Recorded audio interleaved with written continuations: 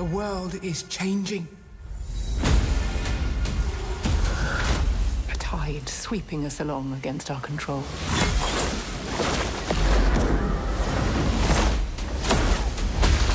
The season jumps right into it. We got into a ton of action and story. But also, it's so nice to see the cast all together in that first episode. It's dreamy, right? It's very nostalgic when we all get together, and that scene in Tarvalon with all of us, and then we really enjoyed it, and then thought, this is the only time we're ever going to be together for the whole season. But at least you were having a fun time together. Yeah. We were. So Yosha, let's talk about, he has now embraced his destiny. It seems to have changed him quite a bit.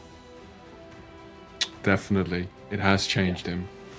Like the end of season 2, Moiraine was the one who put up the dragon. I feel like if that would happen again, it would be Rand's own dragon. And it's time, for Rand to stand up for who he is. He's way more active and demanding, and what I was really pushing for with Rafe was that, we know the prophecies, but prophecies aside, why is Rand the Dragon Reborn? I know he was born on that mountain and this and that, but I want to feel it, and not only feel it as an audience, but also that within Rand there's a certain kind of feeling of where he needs to go in life. And that's where the dynamics shift with, like you said, all the characters from the Two Rivers, but also with Moiraine, because Rand knows, and that makes people around him do some weird shit. Yeah. It's so exciting to see Moiraine and Lanfear get to find some common ground. There is a shared respect between these two women.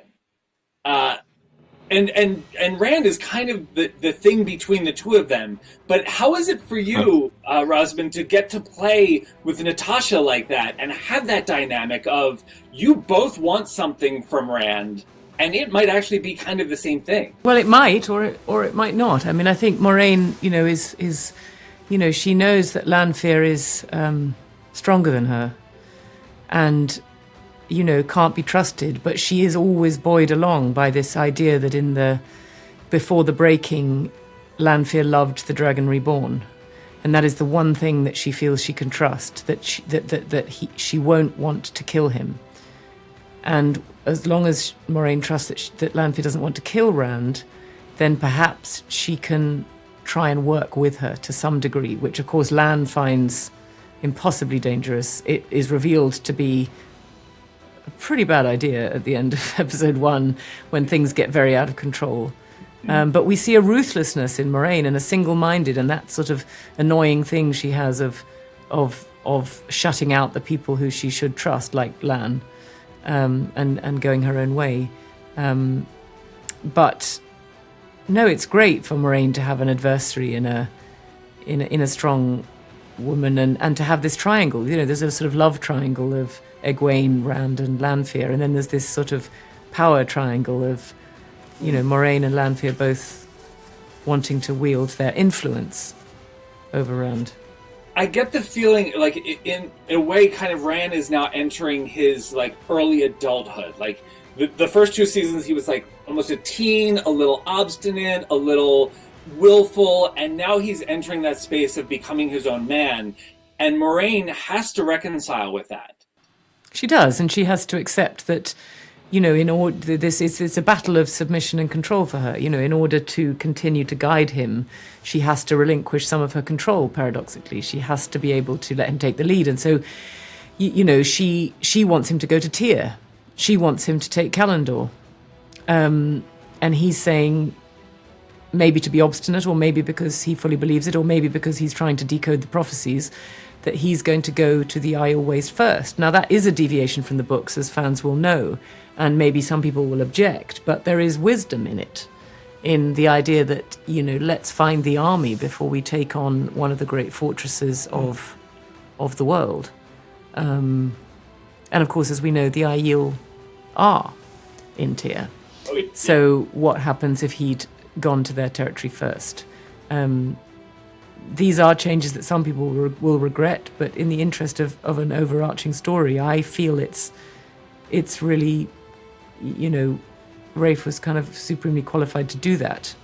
And I think it's great for this season because, The Shadow Rising is a great book. And to get into those storylines, that's obviously where the book series really started to fly with fans, and it's very exciting to think that those storylines are coming into our season 3. First, I want to get into Sophie. Siuan is taking center stage this season. I know, it had to happen eventually. It's so exciting! Very exciting. I mean, they did warn me it was going to happen, and it did. I got the script, and I was like, bloody hell, how am I going to do all this? But It was the most fun. This is not just because I took a bit of center stage, but it was my favourite season so far. And I just got to do so many things, That opening sequence in the tower. It's insane. Like I was telling Rafe, I'm like, this is a massive battle sequence of all women. Yeah. Just destroying it. Yeah. That's exactly it. I haven't seen it yet, and that makes me excited to see it the way you said that. Oh, it's staggering. And then even by episode 2, we've got you dealing with Shore's character, and it's just all of these powerful women battling each other. And it gets more and more and more. Yeah, it was very exciting to film this season because there was just so much happening, and you got to do so many different skill sets as an actor. You get to sort of bring so many different sides to yourself. So there was never a moment to sort of be bored or anything. It was really, really exciting. I really enjoyed it and was sort of really upset when we finished filming. So, when normally That's when you know. Yeah, you know. Yeah. All right, now Daniel. I love the Warders. I love the world of the Warders. I love this, they're so compassionate, yet also absolute warriors. I feel like he is so torn at this point because he's got feelings, but he's also got the loyalty to Moraine. Mm-hmm. He's got a lot going on. I think that I think it's easier for him than we think, to be honest with you. He's been with Moraine for so long on this 20 some odd year journey to find the Dragon Reborn, and she represents home to him. But I don't think he's ever experienced, an interest in someone like Nynaeve before. So this is a whole different sort of compartment for him, and it's new, it's exciting. It represents potentially his future. So you start to ask yourself questions as a man. How can I provide? How can I keep her safe? It's a whole different thing opening up for Lan. I think that Moraine is still duty and the mission is still there. He's there to support, especially now that the dragon, or Rand's character, is devolving a bit and dealing with this corruption inside. He senses that, and that's why he's also starting to train Rand because, as Rand says, Lan is a good listener, and Lan knows that's what he needs. Right, so Lan, he's very, very smart, and he understands what each character needs. But Nynaeve represents his actual life moving forward to him, and questions about, the kingdom of Machier, existentially, who am I? What do I mean to the world? I love that we finally get to see the Two Rivers crew kind of hanging out for a couple episodes. I think we're glad to shoot it as well, It was probably some of our first days back shooting on season 3 as well. So to be together as a group, and then even to have these scenes of Rand, Perrin and Matt in a bar, and actually getting to behave like lads of their age and pals that they grew up with, and to kind of see them drinking pints and just enjoying each other's company.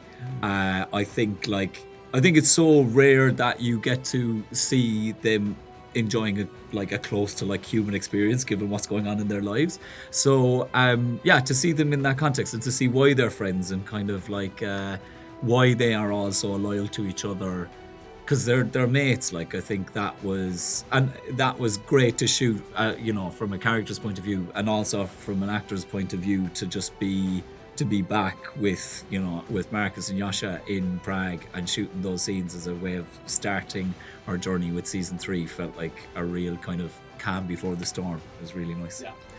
And because we've seen, you guys have gone through so much and you've done so much and you've all had, side quests and individual dramas, but to get to see Perrin, especially, who's been carrying the weight of so much on his shoulders the last 2 seasons, to just get to chill It must have been so nice to just be able to sit and talk. 100%. I think there's real moments, these light moments that come out of those scenes, and I think there's kind of like a motif of like that first ever the pilot episode where it's Perrin, Matt and Rand kind of sitting having a pint before the kind of everything sort of kicks off, and I think it's the first time.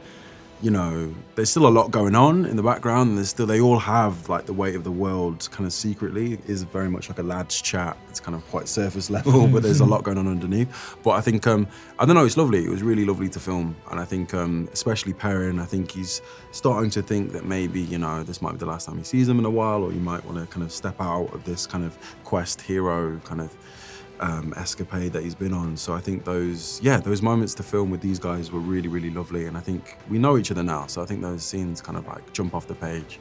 Let's first talk about Elayne, because she's a little different since we last saw her.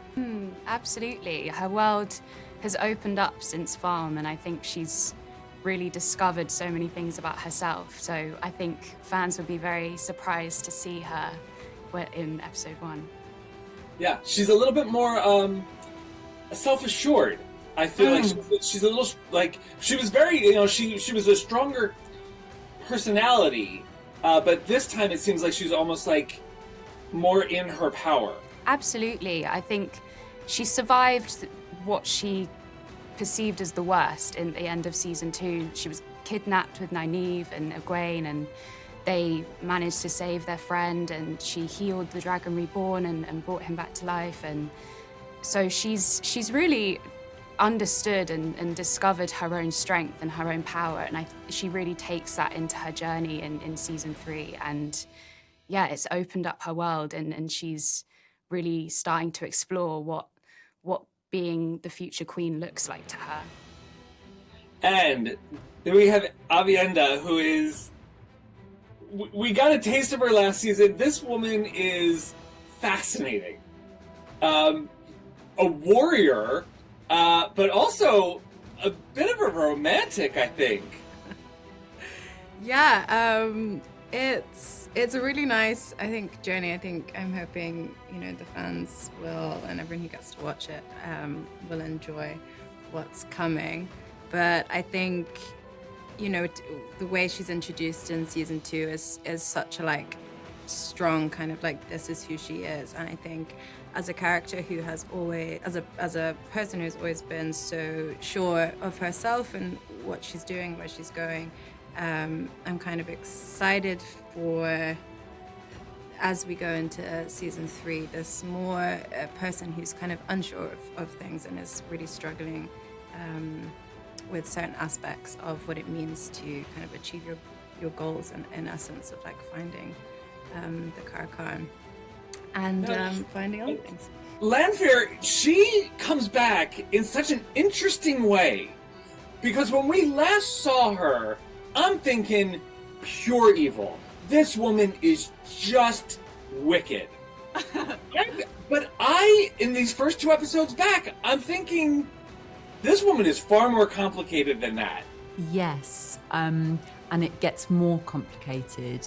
The series will delve into Lanfear and her complex nature. How nice was it for you to get to see, like, oh, this is a woman, like, your interactions with Moiraine and what her motivations might be. It's very interesting to see how she could be on the right side of things sometimes. Absolutely. I think she gives Moiraine a run for her money, doesn't she? Yeah. You know, we're really literally eyeballing each other. We're women that know that we need to align in a weird sort of way. Yeah, it was one thing we looked for when we first cast. Tash was like, we needed someone who could walk into a scene with Rosamund Pike and hold the power inherently in the scene. And that's, you do it so naturally and beautifully, but that's a big ask from an actor.